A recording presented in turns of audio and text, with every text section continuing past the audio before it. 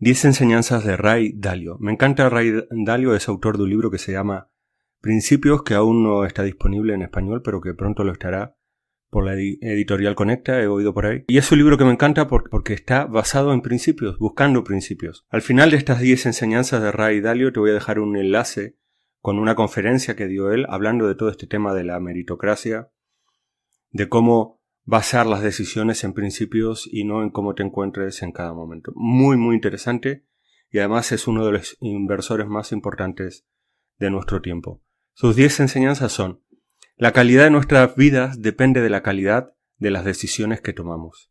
Y tomamos mejores decisiones si las basamos en principios. Aprendí que todos cometemos errores y tenemos debilidades. Que una de las más importantes cosas que diferencia a las personas es cómo lidian con eso. Cómo llevan los errores. Si aprenden o huyen. Es decir, porque cuando uno comete un error, y todos cometemos errores, ¿te quedas meditando y viendo lo que hiciste mal?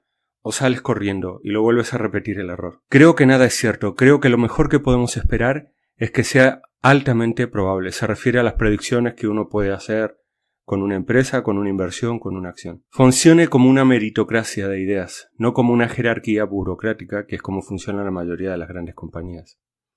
Aprendí que no hay nada que temer de la verdad. La verdad puede ser muy dura.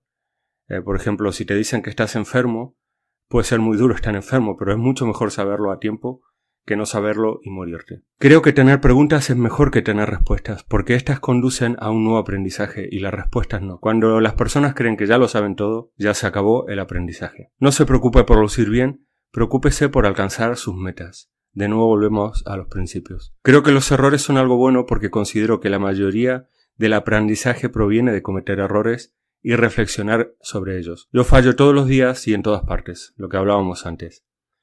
La motivación por ser mejor debe ser mayor que la motivación por estar en lo cierto. Y la mayoría de la gente prefiere tener razón, prefiere cuidar su ego y no ser mejor persona, o más educada, o más entendida, o más sabia.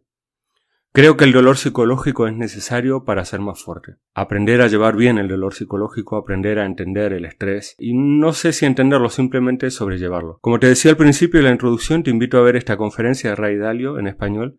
Entra en crearactivos.com/Ray, te va a encantar.